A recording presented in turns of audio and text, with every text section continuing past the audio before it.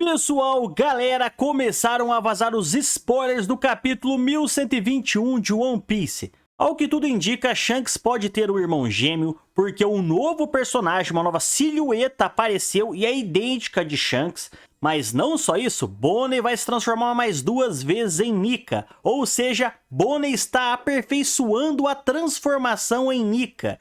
Luffy vai incentivar Bonnie de novo e mais uma vez ela vai se transformar. Vai ser 2 vezes nesse capítulo e a gente vai ver tudo agora.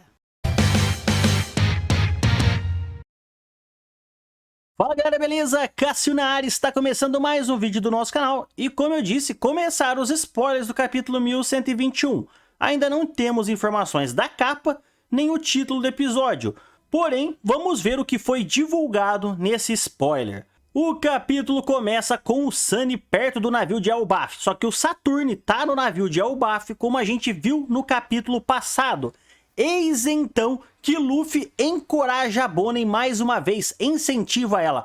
Bonnie, se transforme em Nika, esse cara feriu seu pai, a gente vai quebrar ele na pancada. Com o incentivo de Luffy, Bonnie mais uma vez se transforma em Nika para atacar Saturn, já que foi ele que feriu o Kuma, já que foi ele que feriu o Vegapunk, quase matando o Vegapunk, então Bonnie agora vai dar o troco no Saturn. E no caso, o Luffy e a Bonnie fazem um ataque combinado, que no caso acerta, mas acerta o Saturn tão em cheio que manda ele para longe. E após Luffy e Bonnie fazer esse ataque combinado, corta de novo para a transmissão de Vegapunk. Vemos no caso Vivi, Shirahoshi e Judge vendo a mensagem de Vegapunk. E Vegapunk fala sobre as armas ancestrais agora e menciona que o destino do mundo depende de quem vai obter o One Piece. Ou seja, o Vegapunk fala, o destino do mundo agora depende de quem vai obter o One Piece por causa das armas ancestrais.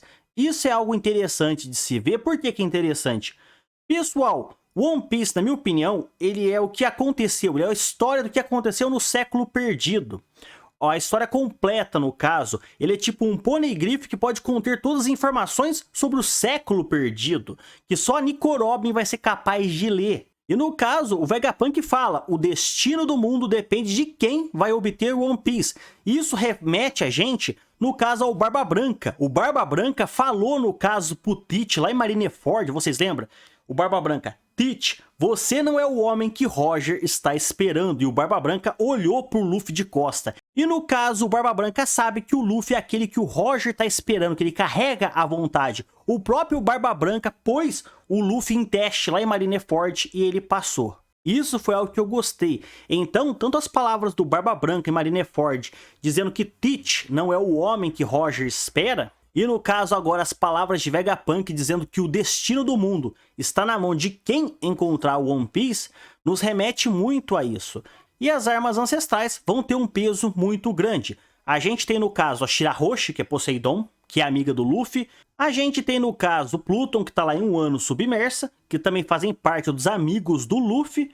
Porém, a terceira arma lendária, eu acredito que esteja com o Imo-sama, que no caso foi aquela arma que destruiu, no caso, o reino de Lulúzia. A gente viu o reino de Lulúzia sendo destruído por uma arma ancestral e o nível do mar aumentou 1 metro. Então, eu acredito que sob o poder do governo mundial de Imo lá, já tá uma das armas ancestrais.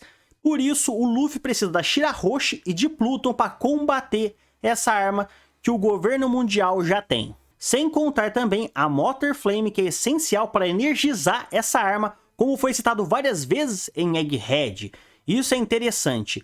E depois da mensagem de Vegapunk, vemos as reações de muitos personagens importantes da obra, como Imo, membros do Exército Revolucionário, a Okiji, a Marinha, Dragon, Shanks, Bug, Mihawk, os membros da Cross Guild e alguns novos personagens. Mas que novos personagens são esse? Esse é a questão. Eu acredito que são os Cavaleiros Sagrados.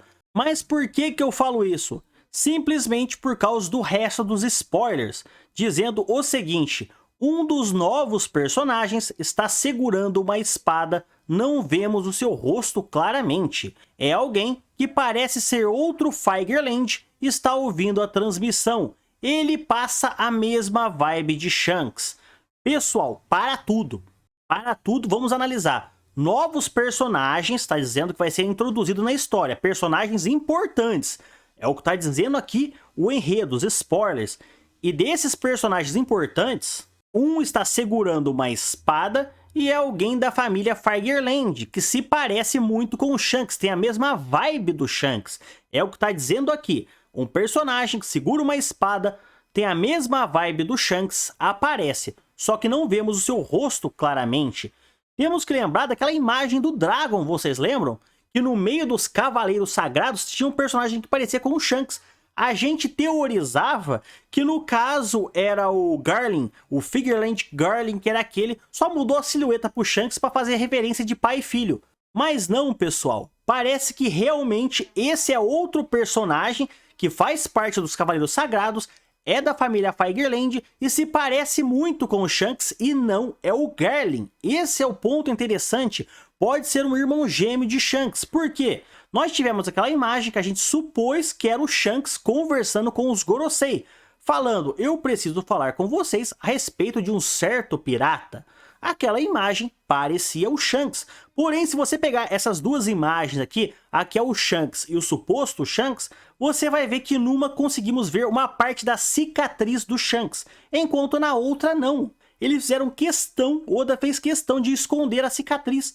Por quê? E também, pessoal, em certo ponto, é até curioso você se questionar por que que o governo mundial receberia o Shanks. Tá certo que o Shanks é da família Fireland, que faz parte dos nobres sagrados, lá dos Tenryubitos e tudo mais. Mas ele é um pirata, ele já não pertence mais àquela família. Então, mesmo assim, é um ponto de vista a se considerar. Por que que o Shanks estaria ali? Então pode ser que não seja o Shanks, e sim um irmão gêmeo do Shanks. Isso é bem interessante da gente se considerar. E no caso, o último spoiler aqui, que estava lá pro meio, mas eu deixei pro final, é dito que Bonnie se transforma em Nika mais uma vez. Teremos a Bonnie, além daquela vez que o Luffy incentivou, se transformando mais uma vez em Nika. Sim, pessoal, a Bonnie vai se transformar uma segunda vez em Nika nesse capítulo. São duas transformações em Nika no mesmo capítulo. Pelo menos é o que os spoilers indicam. E agora uma notícia não tão boa, que muita gente não vai gostar. Tem pausa de One Piece semana que vem. Semana que vem não teremos capítulo, infelizmente, só na outra, beleza? E um ponto interessante, parece que falta de 1 a 2 capítulos para acabar o arco de Egghead. Ainda não acabou, mas está a ponto de acabar.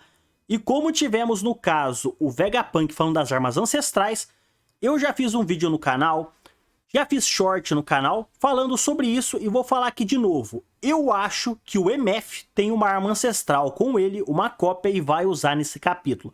Não nesse capítulo 1121, mas talvez no 1122 ou 1123, que são os próximos.